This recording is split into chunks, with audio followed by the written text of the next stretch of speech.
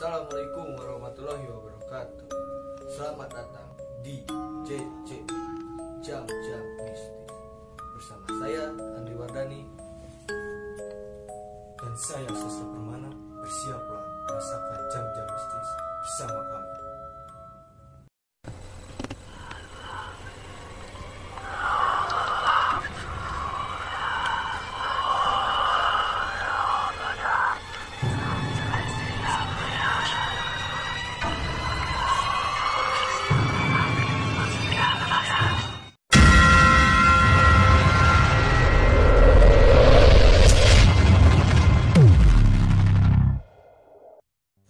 Oke teman-teman, balik lagi di konten JJM, Jam-Jam Mistis.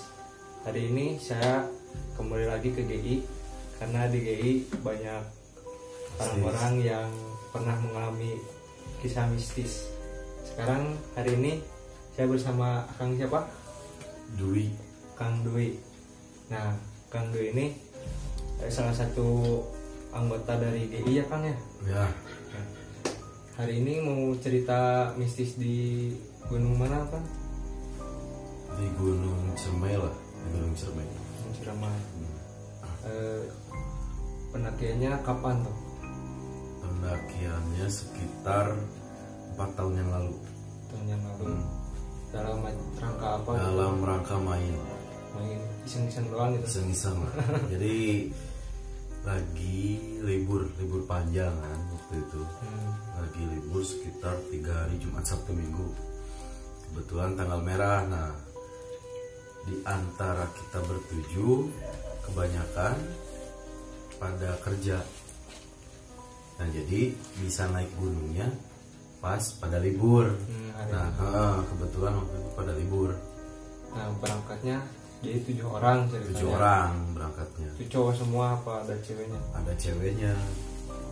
Ceweknya yang jadi pacar saya pas turun.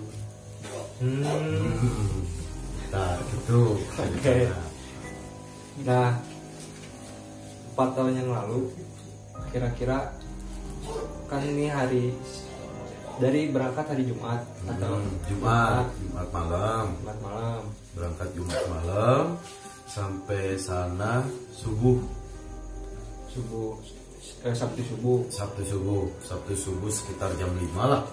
Sampai Ciremai itu, sampai pos pendakian Apui. Oh, lewat Apui. Lewat Apui. Nah, terus langsung lanjut mendaki gitu? Enggak lah, stretching dulu. Stretching. Ceritanya stretching, sarapan, kan harus sarapan biar badan sehat, kuat. Nah, setelah sarapan biasalah ke air dan lain-lain, beres semua, packing ulang, naik. Nah, mulai pendakiannya jam berapa? Sekitar datang subuh, pendakian sekitar jam 8 lah. Jam 8 karena waktu itu nunggu tiketing, nggak ada orang di pos penjaga. Nah, ini menarik ceritanya. Jadi waktu itu Ciremai lagi kebakaran. Ya. Nah, tapi si apinya udah mati. Cuma belum dibuka untuk pendakian. Oh. Nah, kata si bagian pendaftaran teh, sok we kalau mau naik mah, tapi kita nggak tanggung jawab. Memang kitanya yang bandel waktu itu, karena masih pada muda lah ya, 4 tahun yang lalu mah. Jiwa barbar masih ada. Bukan barbar, ngalonyeng lah. Oh iya. Ngalonyeng istilah nama. Oh, jadi karena memang pendakiannya ditutup, tapi karena maksain. Nah di situ terjadi sesuatu. Jadi kita tuh naik dari jam 8, karena sering berhenti, sering istirahat. Di setiap pos tuh istirahat. Nah, dari bawah kita udah diikutin sama engang. Engang teh naon bahasa Indonesia? Lebah. Ada 2 lebah yang ikutin dari bawah ya. Dari bawah sampai ke pos 5. Waktu itu, diikutin sama lebah. Nah, jalan sampai pokoknya setiap pos tuh berhenti tuh bisa dipakai tidur lah, kebayang berapa jam. Ya. Nah, sampai sebelum pos 5, tapi sebelumnya belum ada keanehannya, cuma si lebah itu doang yang ikutin. Awalnya itu belum ada keanehan lah di situ. Sampai pos 5, karena di situ kan nggak ada sama sekali, nggak ada orang. karena ditutup Karena kan. ditutup. Sampai pos 5, sebelum pos 5 ada temen yang lihat bangunan besar. Padahal bukan apa-apa. Padahal di Pas didatengin bukan apa-apa. oh jadi dari jauh lihat bangunan besar. Dari Pas jauh udah dekat lihat nggak ada apa-apa. kayak gitu. lihat rumah lah kayak gitu. Hmm. Pas dideketin bukan apa-apa. Jadi, tapi pas dideketin itu terus lanjut gitu, nggak ada pikiran Lanjut, mau balik lagi gitu. lanjut karena udah sekitar mau maghrib lah waktu itu. Oh jadi karena sering istirahat di pos 5 Di pos 5 kemaghriban. udah maghrib. Hmm. Nah, ketika lihat rumah itu tuh kita lanjut aja terus karena ngejar pos 5. Heeh. Ngejar pos 5, niat ngecamp di situ. Niatnya Niat ngecamp di pos Pos 5. Cuma karena kebanyakan suara ayo lanjut sampai Gua Walet. Nah, karena kebanyakan suara ke Gua Walet, akhirnya kita lanjutlah bertujuh itu. sampai di bawah. Sebelum di Gua Walet, jadi sebelum dari perjalanan pos 5 sampai Gua Walet tuh ada beberapa kali istirahat juga. Nah, dan pada akhirnya ada temen yang pingsan karena kita udah ngerasa pada takut, belum sempet masak. Jadi maksain lah, makanan yang ada dimakan. Cemilan kan secara apa namanya, orang kalau naik gunung si kebutuhan kalori itu harus tinggi. Ya, Nah, si cemilan kan nggak tinggi tuh, kurang asupan. kurang. Nah, ada temen yang jatuh, untung nggak masuk jurang karena kan itu trek dari pos 5 ke Gua Walet kecil kan, untung nggak masuk jurang. Nah, dari situ maksain untuk ngecamp di tempat jatuh itu.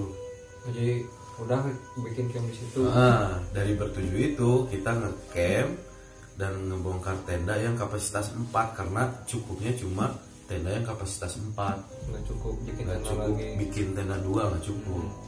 Nah, dari situ sebagian istirahat, masak dan lain-lain, sebagian ada yang ngecek ke atas udah dekat atau belum Gua Walet si itu. Gua Walet itu, karena kan gelap kan posisinya. Ternyata 2 temen tuh namanya Gilang sama Romi. Nah, yang tadi yang pingsan tuh Ferry namanya, cowok Ferry. Dia terkenal bawa keril julukannya roket. Kerilnya gede. segede gini, badannya gede, keril segede gini, tapi ya gitulah ya, terjadi gitu. Nah, si Gilang sama Romi, kita yang berlima makan, masak. Si Gilang sama Romi tuh ngecek apakah udah deket atau belum. Nah, ternyata di tengah jalan sebelum masih lumayan jauh sih ke Gua Walet, si jalan itu tuh buntu. Oh jadi tiba-tiba ngilang gitu. Bukan hilang. Jadi Apa salah jalan gitu? enggak salah jalan karena cuma satu doang itu jalan. Oh ya. Nah, jadi gini ceritanya. Ini jalan nih lurus terus, ternyata si tanah teh nyinggiin sampai nggak bisa dilewatin. Jadi kayak benteng gitu. Kayak benteng, sampai tinggi lah, sampai nggak bisa dilewatin. Dan akhirnya Romi sama Gilang tuh balik lagi ke tempat istirahat dan nggak cerita apa-apa karena kita sepakat untuk kalau ada apa-apa nggak usah cerita. Iya. Takutnya yang lain ya jadi masalah lah. Nah, oh iya, sebelum si Ferry itu apa namanya pingsan, ada kejadian namanya Jerry. Jadi Itu apa disebutnya kalau paling depan? Leader. Leader paling depan kan, jalan dan tiba-tiba ngedadak langsung lari ke belakang. Karena sepakat nggak untuk nggak cerita apa-apa, oke lah, digantilah sama yang kedua. Nah udah dari situ ntar ya itu mah ceritanya itu di tukang pecel lele itu. Oh, siap. Nah udah dari situ si Gilang sama Romi itu balik lagi dan akhirnya kita tidur maksain tenda kapasitas 4 untuk 7 orang. Masuk semua gitu. Alhamdulillah kaki enggak. Oh, badan iya. masuk kaki enggak. Nah, karena kita memaksakan untuk camping di situ, ada yang mau hipo waktu itu, Ceweknya berapa orang? Ceweknya 1 orang. Oh, yang itu teh. Namanya nggak usah disebutin. Siap. Yang itu teh, nah itu mau hipo untung ketahuan. Karena kan jadi posisinya ini kita lagi masak, lagi pasang tenda, nah si cewek itu di sebelah sini istirahat. Nah untung ada yang lihat, wah itu langsung ditolong lah, pertolongan pertama. Dan alhamdulillah sembuh lagi. Nah dari situ udah naik, ada teman yang bisa katanya, bisa ngerasain. Jadi ternyata jalur tempat yang kita bikin camp di situ ternyata itu pangliwatan, namanya disebut nanti perlintasannya makhluk gitu. Oh iya. Makanya udah mulai aneh tuh di situ tuh malam itu, cuma alhamdulillah nggak terjadi apa-apa. Udah dari situ naiklah sekitar jam 8 lah naik, karena bangun tuh jam sekitar setengah 8. Jam 8 naik, ternyata si gua waletnya udah dekat. Itu teh yang malam mau ngecek nggak ada, ternyata udah dekat si gua walet itu. Nah udah dari situ ada petapa kan, suka ada petapa kan di situ kan di gua walet. Kayak kuncen atau apa? Bukan, memang orang yang sengaja untuk bertapa. Oh, sering ada di situ. Iya. Ada teman yang mau ngambil air ke situ, nggak jadi karena lihat petapa itu. Ya udahlah kita naik lagi. Waktu itu persediaan air masih lumayan cukup, cuma untuk jaga-jaganya karena kan di atas mau masak lagi. Nah karena bandel kan sebetulnya nggak bolehnya bikin camp di puncak. Di puncak Ciremai nggak boleh itu. Karena kita males untuk turun lagi, akhirnya kita ngediriin tenda di pohon-pohon edelweiss di situ. Nah, di samping kawah tuh ada pohon-pohon edelweiss. Kita ngediriin tenda di situ.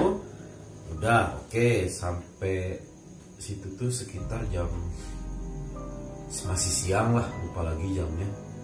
Nah pas sore, nah udah itu kan masak kan. Pas sore tadinya nggak akan foto-foto tadinya karena denger banyak orang di puncak. Jadi ketika denger banyak orang itu tuh, dari bertujuh itu tuh nggak ada yang ngeh. Bahkan dari bertujuh itu ada satu namanya Iwan, bukan Iwan yang nggak ikut. Ada satu namanya siapa gitu, lupa lagi. Jadi dia tuh nyangkanya kita berdelapan. Dari bawah tuh nyangkanya Iwan itu ikut. Padahal nggak ada si Iwan deh. Nah udah oke nya clear. Dari situ dia langsung sadar lah. Terus denger suara banyak orang, biasanya selfie dan lain-lain kan di puncak. Pas kita ke puncak kosong. Karena ditutup. Kosong. Sempet lah ada beberapa yang foto-foto dan akhirnya kita memutuskan untuk balik lagi ke camp. Nah udah dari situ kita tidur kan, karena waktu itu badai. Jadi itu tidur hari Minggu malam Senin. Tidur malam kan tadi naik hari Sabtu. ngecamp di jalan. Oh iya. Hari Minggunya di dekat puncak Ya, camp lagi. ya camp lagi. Ya di puncak lah. Di puncak camp lagi. Jam 2 ada yang namanya Romi itu tadi yang ngecek jalur. Tidurnya itu kebetulan sebelah saya. Dari posisi tidur gini tiba-tiba langsung angkat gitu. Berdiri apa duduk? Masih duduk. Astagfirullah. Karena sepakat nggak cerita, keluarlah si Romi itu nyari apalah nggak tahu lah ya. Dan kita dari 2 tenda itu keluar semua akhirnya. Keluar semua. Pas ditanya, ente, dan akhirnya tidur lagi. Nah setelah tidur lagi, sampailah subuh. Sampai subuh kita tuh apa istilahnya tuh bikin wadah untuk air. Jadi ada embun kan. Oh iya. Nah ada embun dan sorry ada sebelum subuh tuh jadi pas sore sebelum kejadian si Romi ada cerita sekitar jam 11 itu yang kalau nggak salah yang dengar tuh si Gilang kalau nggak salah dengar batu kayak dibanting gitu. Kayak jatuh dari atas lah. Kayak jatuh dari atas blak dan mau deketin tenda. Jadi kita keluar tenda tuh 2 kali. Pertama ngecek tuh. Pertama batu, kedua si Romi itu. Dan ternyata yang dengar tuh bukan cuma si Gilang, ada sama si cewek itu. Cewek yang seorang itu. Udah ngecek nggak ada apa-apa kan. Udahlah kita tidur lagi. Nah salahnya kita si posisi tenda ini kan bikin tenda 2 nih. Nah yang satu tenda tuh pas banget pelintasan, nggak ada pohon lah, angin lah. Angin yang salah di situ. Sempat pada kedinginan si tenda itu teh. Nah udahlah akhirnya subuh. Nah dari subuh itu sebagian nyiapin untuk makan dan lain-lain dan kita tuh turun sekitar jam 10 kalau salah, karena foto-foto dulu. Jam 10 kita turun dan air tuh sisa setengah botol yang satu setengah liter. Karena apa namanya kebanyakan kepake lah waktu itu. Karena dipakai masak juga kan. Dan ada yang ngira, yaitu yang ngira tadi ada yang ngira airnya ada beberapa. Cuma ternyata si airnya sisa segitu. Nah udah gitu udah kasihin aja si air itu ke si cewek buat minum. Nah akhirnya si cewek lah yang pegang air itu kan. Yang lain pada turun sampai pos 5. Karena nggak banyak orang, kita dideketin banyak monyet. Oh iya monyet di pohon. Di pohon dideketin banyak monyet. Karena takut, mutusin untuk lanjut lagi. Padahal udah dehidrasi di situ juga. Kan lumayan jauhnya dari puncak ke pos 5 deh. Nah sebelum sampai pos 5, sebelum sampai pos 5 kita tuh ketemu orang Majalengka, orang Cirebon yang naik tapi lewat jalur Palutungan. Sama itu juga kasusnya. Itu mah lebih parah. Si gua awalnya tuh di depan rumah itu, mereka di sini. Oh dekat gitu. Deket banget, tapi nggak ketemu si gua awalnya. Dan akhirnya mereka maksa untuk camping di batu-batu. Pas ditanya, kenapa camping di sini? Buat tenda di sini. Karena kami kira Gua Walet itu masih jauh karena nggak kelihatan tadi malam itu. Sama, nggak kelihatan. Kalau kita mah di kalangan benteng gitu, dia mah nggak bisa ngelihat si Gua Walet. Ya kayak treknya jauh gitu. Nah, udah ngobrol-ngobrol biasanya modus lah. Dikasih lah air sama orang Cirebon itu dan ternyata si pompanya tuh kayaknya belum bersih nyucinya, banyak rasanya rasa sabun pisan airnya. Nah udah kita bikin pakai minuman saset, udah digula, dan lain tetaplah kerasa sabun. Dan akhirnya maksain terus turun, udah sempoyongan lah. Dan pada akhirnya di pos 3 ketemu orang mahasiswa ITB lagi penelitian. Lagi penelitian. Lagi penelitian, dan tanpa basa-basi kita minta air langsung. Minta air, dikasih lah satu botol yang 1,5 liter itu kan. Akhirnya ketemu surga lah di situ. Karena udah nggak ada yang sama sekali, nggak ada yang minum. Air si cewek itu juga udah habis. Dan dikasih itu sampailah ke pos 1. Pos 1 tuh yang setelah base camp ya. Iya. Nah, yang ada kayak saung gitu kan. Nah, kita istirahat di situ. Nah, setelah dari situ masing-masing tuh kan karena udah deket ke base camp, masing-masing turun sendiri sampai base camp sekitar jam 5:30. Kemagriban lagi. Cuci lah di situ kan, ada yang ke toilet dan lain-lain lah. Nah, waktu itu saya nyuci nesting, samping tiketing kan ada air dari paralon yang ngalir kan dari selang. Pas dicuci tiba-tiba ada yang jadi posisi sebelah kanan tuh gelap banget. Assalamualaikum, punten. Wah, dari situ ada orang yang ngomong assalamualaikum punten. Pas dilihat nggak ada siapa-siapa. Nesting saya tinggal ke situ, saya langsung lari ke teman-teman yang lain karena lagi bikin puding kan, lagi ngumpul. Saya langsung lari dari situ. Kenapa? Apa-apa. Nah, pokoknya dari situ kalau udah sampai tukang pecel lele tuh banyak banget cerita. Karena kan nggak ada yang sama sekali nggak ada yang cerita kan. Nah, udah dari situ kita langsung beres semua. Udah beres, saya sama siapa gitu, motor siapa, pas di parit itu tiba-tiba jatuh. Tiba-tiba itu mah nggak ada angin, si motor nggak tiba-tiba mati. Kan kalau motor tiba-tiba mati kan kaget kan. Itu tiba-tiba pokoknya 2 motor kalau nggak salah jatuh. Yang lain ketawa-ketawa karena disangkanya jatuh kecerobohan. Ternyata bukan kan. Nah, dari situ udah sampai jembatan. Saya kan kebetulan bonceng. Sampai jembatan tuh beban motor tuh tiba-tiba langsung berkurang. Jadi kayak kan tadinya berat.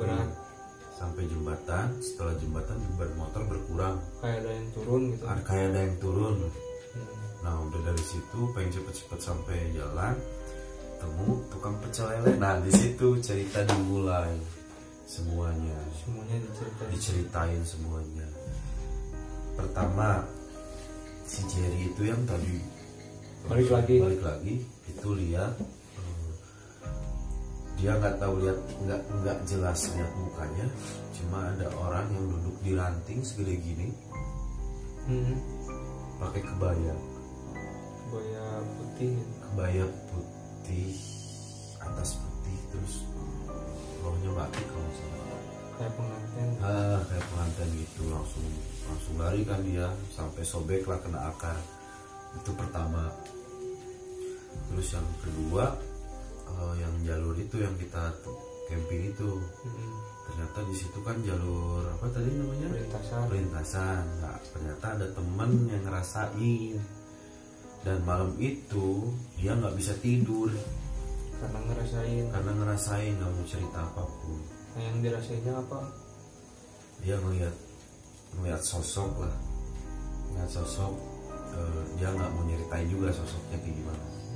Nah, setelah dari situ sampai puncak kan, besoknya malamnya sampai puncak. Setelah selfie itu kan nggak ada orang kan, terus ada kejadian batu jatuh dan si Romi yang keluar itu ternyata ada muka nenek-nenek di sini. Di sini muka nenek-nenek. Kirain mimpi gitu. Kirain mimpi. Ya kirain mimpi buruk terus bangun.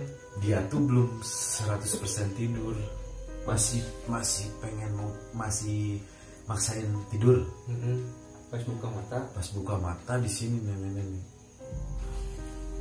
Langsung lah kaget kan, langsung nyari keluar. Nah, karena dia anak karate yang biasa di ospek di gua dan lain-lain, punya keberanian lebih lah dari yang lain. Keluar, kita cari, si Romi nyari, ternyata nggak ada apa-apa. Dan si Romi kalau nggak salah tuh dia sempat diikutin, nggak tahu sampai pos berapa gitu. Sama nenek-nenek itu.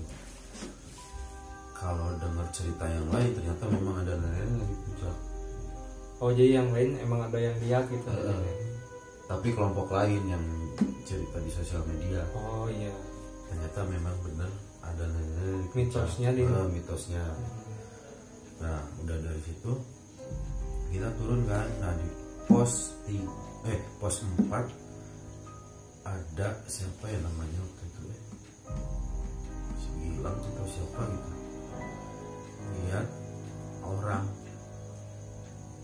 biasa karena kita haus kan, datengin minta minum, orangnya diem nggak jawab, mukanya datar, dan akhirnya balik lagi ke, jadi itu posisinya agak di luar jalur lah sedikit.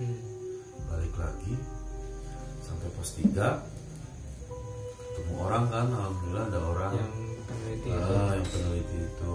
Nah udah dikasih minum dan lain sampai bawah.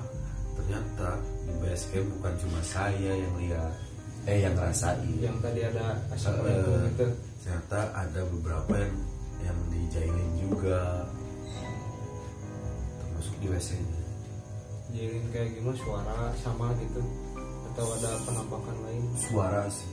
Jadi di basecamp semuanya suara. Semua di basecamp suara karena terusnya gelap banget. Karena itu basecampnya ada penjaganya apa enggak? Nggak ada penjaganya. Oh jadi yang penjaga tiket itu udah tutup? Udah gitu? pulang karena kan si gunungnya tutup. Dia pulang. Nah udah gitu, apalagi ceritanya banyak dah kalau nggak salah, tapi saya takut salah cerita, lupa tapi yang lain masih banyak. Jadi dari bertujuh itu semua pada ngalamin kejadian aneh. Iya. Kejadian aneh. Nah di tukang pecel lele itu kita curhat gitu, bongkar-bongkaran semua dikeluarin.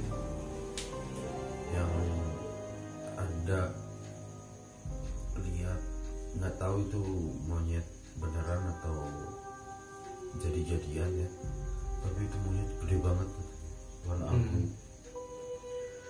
Itu pas posisi dari puncak dari Gua Walet ke pos 5 ya, yang tadi disamperin monyet itu. Nah itu mah kan beneran tuh monyetnya. Ini mah ada satu yang gede, tapi di sebelah sana jauh, matiin doang. Nah udah dari pecel lele itu kita sepakat buat nggak cerita apapun sebetulnya sama siapapun karena takutnya orang-orang keburu parno. Jadi banyak yang celaka tuh karena mindsetnya tuh udah parno duluan. Iya. Banyak yang celaka tuh karena itu. Cuma ya setelah kita cari ternyata banyak cerita di Ciremai yang mengalami kejadian mistis, tapi nggak serupa kayak gitu. Jadi banyak dari bertujuh itu ceritanya masing-masing beda, dan dari blog atau sosial media tuh gak ada yang sama lah, kecuali nenek-nenek itu. Oh iya. Kecuali si nenek-nenek itu. Nah udah dari pecel lele itu kita pulang kan, pulang sampai apa tadi? Jadian. Cadas. Oh, Cadas Pangeran. Cadas Pangeran. Di Cadas Pangeran tuh ada geng motor. Ada geng motor yang ngejar, ternyata salah orang. Oh iya. Kan kita posisinya udah capek tuh kan. Samurai tuh Kayak yang ngebegal gitu. Kita di belakang truk nggak bisa nyalip, nggak bisa gimana. Nah udah dari ada yang apa namanya geng motor itu, jarak beberapa hari ternyata ada salah satu teman kita yang cerita ternyata diikutin sama rumahnya. Yang sama? Ya sama yang mana diikutin? Sama nenek-nenek. Dia nggak cerita, dia nggak mau cerita itu. Tapi sekarang udah nggak apa-apa Udah kan? enggak, itu cuma beberapa hari lah. Diikutin sampai rumah. Karena apa ya, beberapa kejadian di rumahnya tuh lihat sosok yang sama kayak di gunung, dan ya cuma beberapa hari setelah nggak ada lagi yang ngikutin, dia baru cerita, kemarin kita gini, ada yang sama nggak gini. Ternyata cuma dia doang. Alhamdulillahnya gitu. Ya, makasih ceritanya. Siap.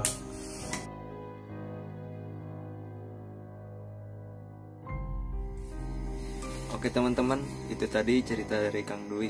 Gimana, udah serem apa belum? Sebenarnya Kang Dwi masih punya cerita-cerita mistis sewaktu dia mendaki ke gunung-gunung. Nah, buat yang suka dengerin cerita dari Kang Dwi, boleh tulis di kolom komentar yang banyak. Nanti kalau komentarnya banyak, saya minta Kang Dwi buat cerita lagi di JJM. Nah, buat teman-teman juga yang mau ikut cerita tentang pendakian mistisnya, boleh DM di IG kita di kreatif.18_. Jangan lupa buat subscribe channel ini, like, komen, dan bagikan juga. Sekian konten JJM kali ini. Assalamualaikum warahmatullahi wabarakatuh.